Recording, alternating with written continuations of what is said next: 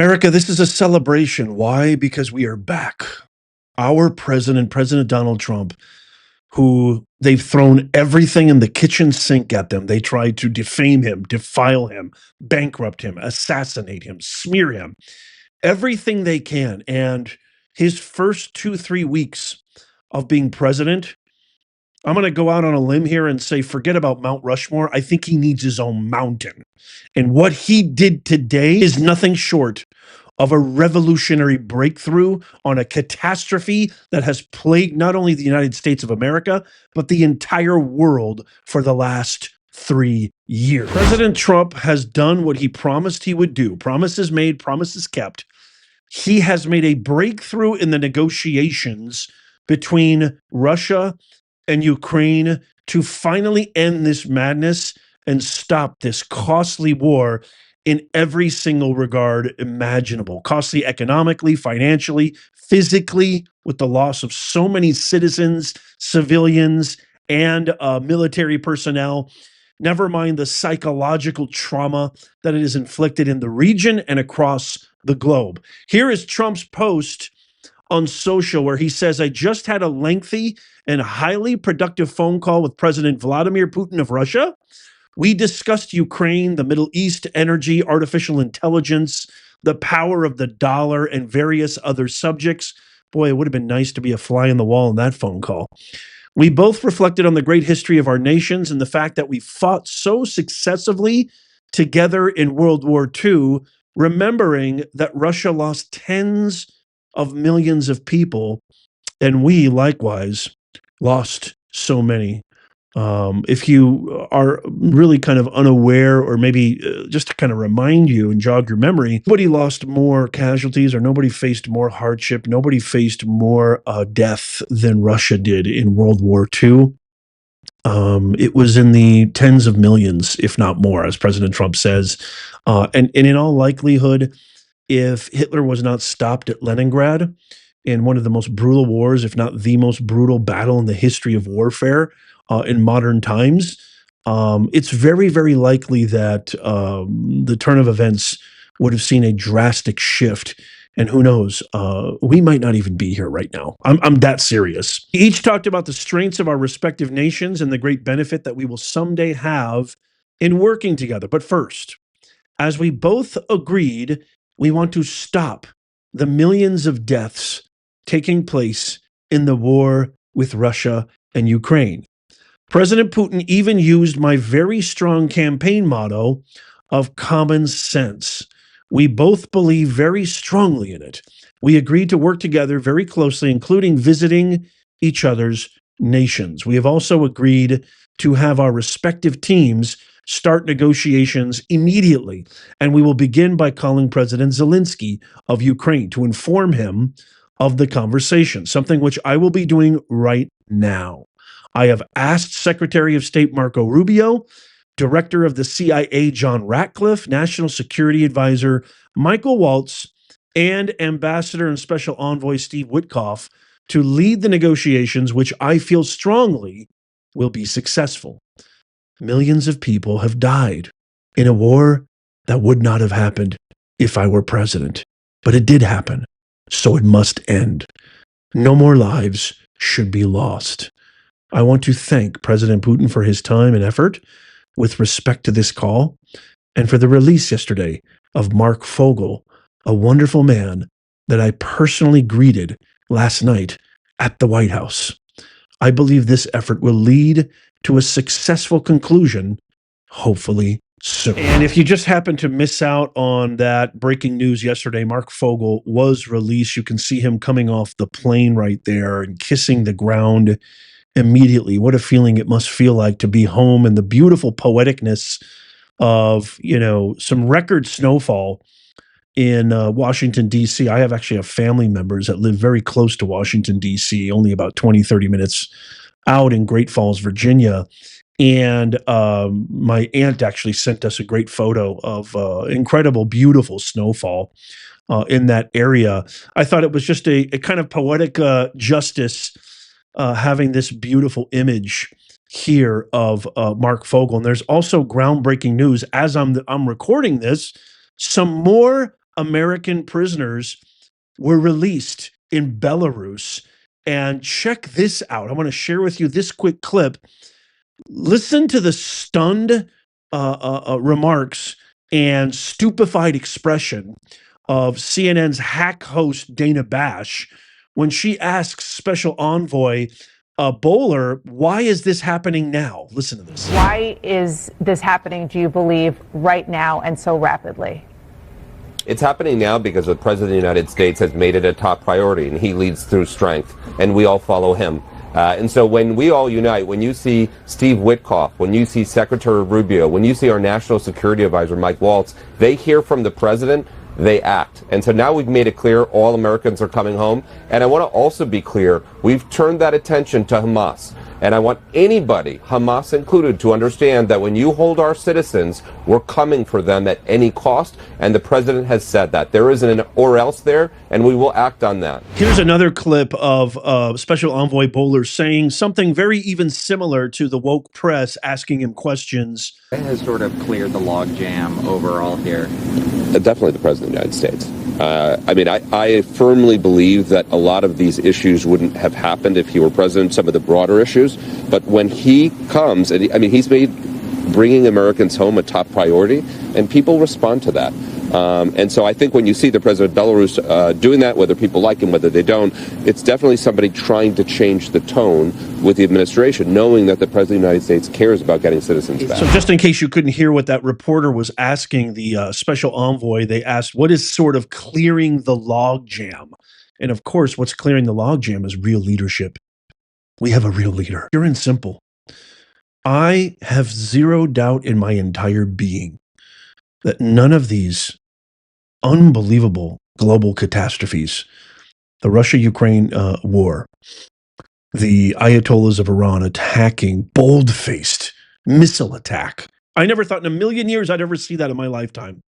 Netanyahu warned about this for God knows how long. I can safely say that President Trump is absolutely right, as well as Bibi, when he says that the American people the Iranian people are sick and tired of this terrorist Islamic regime. I can 100% attest to that. The bedlam that is the Middle East towards the tail end of Biden's administration, and just the overall feeling of insecurity, the precariousness, and uncertainty and anxiety, like unprecedented anxiety that the entire world felt because there was no leadership here at the White House. With all intents and purposes, if it wasn't phony in chief Kamala Harris, we had a government. You want to talk about shadow governments, Chuck Schumer? We had a shadow government running the White House for we don't know how long. Was it Dr. Jilski's? Was it a bunch of White House staffers? Was it Kamala? Was it Obama with his third term? We still have no clue. And I'm hoping that Pam Bondi and hopefully soon to be confirmed Kash Patel will get to the bottom of this. Don't you? Let me know in the comments. And then true to his word, President Trump then posted this saying, I just spoke to President Zelenskyy of Ukraine, and even White House Press Secretary Carolyn Leavitt also confirmed this in her press briefing today. The conversation went very well. He, like President Putin, wants to make peace. We discussed a variety of topics having to do with the war, but mostly the meeting that is being set up on Friday in Munich, where Vice President J.D. Vance and Secretary of State Marco Rubio will lead the delegation. I am hopeful that the results of that meeting will be positive. It is time to stop this ridiculous war where there has been massive and totally unnecessary death and destruction. God bless the people of Russia and Ukraine. My fellow Americans, my fellow global citizens, we have a president again. We have a leader of the free world again. We have strength again. We have security again. We have somebody in charge who actually takes charge. And you just get this feeling. It is it's like you're being wrapped in this beautiful blanket of security. It just feels so right. It feels so real and visceral. And I want to pose this question. I want you to answer in the comments. And if anybody is working for these people, because I know a lot of these Washington staffers watch this show, why don't you comment? You can do it anonymously in the comments down below. Why didn't Kamala Why didn't Biden pick up the phone and try to make peace with Putin over the last 3 to 4 years? Were they scared? Was it incompetence? Was it negligence? Was it lack of care? Or was there something else involved? You're supposed to represent the American people. It was abundantly obvious that the American people did not want this to continue. The mandate on November 5th speaks to that symbolically. It was apparently obvious to the entire party that you're the anti-war party. At least that's what you guys advocated. So why didn't you pick up the phone and at least make an attempt? President Putin many, many times says, I haven't even talked to Biden in years. Was it because Biden, which would be congruent with the Robert Hur investigation, didn't have the cognitive ability to engage in a negotiation? Was this a dereliction of duty? Did he defy his oath to serve the United States of America? Trump was able to do in one day what Biden and Kamala couldn't do in 4 years. Make that make sense. Mount Rushmore? I don't even know if Mount Rushmore will suffice at this point. The man, I've said this many, many times, he's on a mission from God. The man is a machine. The man barely sleeps. The man is working tirelessly to help save America, to help make America great again. And I don't know about you, but as somebody who bleeds red, white, and blue, I am feeling a pride swell in my chest, a feeling I can honestly say I've never felt in the history of my life. I didn't feel this. I was maybe a little too young with Reagan. A lot of people compare Trump to Reagan. I was probably too young to really grasp the full breadth and depth of the Reagan administration during the 80s. I was just a kid. But I can honestly say I've never, ever felt so undeniably proud of our government as I have in this moment. And it's only been a few weeks. Can you imagine what the next couple of months, the next couple of years is going to bring? I want to cry right now on camera.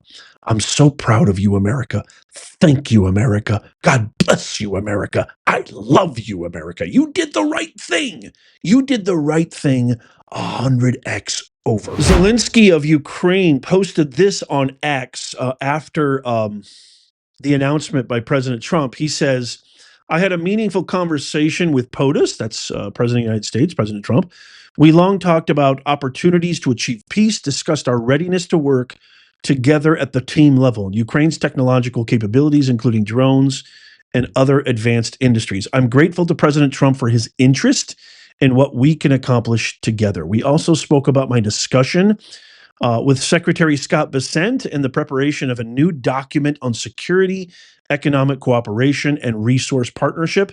President Trump shared details of his conversation with Putin. No one wants peace more than Ukraine. Together with the U.S., we are charting our next steps to stop Russian aggression and ensure a lasting, reliable peace. As President Trump said, let's get it done. We agreed to maintain further contact and plan upcoming meetings. Well, suffice it to say, this changes everything, and it's absolutely causing shockwaves all over the globe, as it should, because we mean business. We're done messing around. Playtime is over. We're done being the weak, feeble uncle that you kind of pat on the shoulder and say, okay, whatever you say, and then do something else behind his back. We mean business. We want to get this done. I think this war is going to come to a screeching halt within the next few weeks, if not soon. I mean, knowing the way that Trump works, it might happen tomorrow. I don't know. So you got to stay tuned. But I just love this. I absolutely love this. And I just feel deep in the bowels of my soul that America is so back.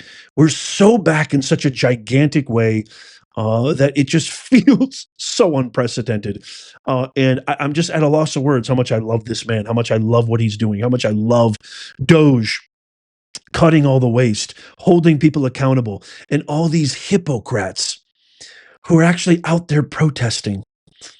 Imagine being on the side of more waste. Imagine being on the side of more government. It makes no sense. What they're literally protesting is they're protesting you and me. That's what they're protesting. I can't wait to get your comments on this. I'm going to keep you posted on the latest developments of everything that's happening. As you know, I always give it to you first, the unvarnished truth. If you love America, tap the thumbs up, please. It doesn't cost you a thing. Sign up for our free newsletter. That's in the pinned comment, show notes, and description. Check out these videos coming up on the screen right here, just in case you missed them. Tap my face right there to subscribe and follow. It's absolutely free. And as always, may God bless you, and may God bless the USA. I'll see you soon.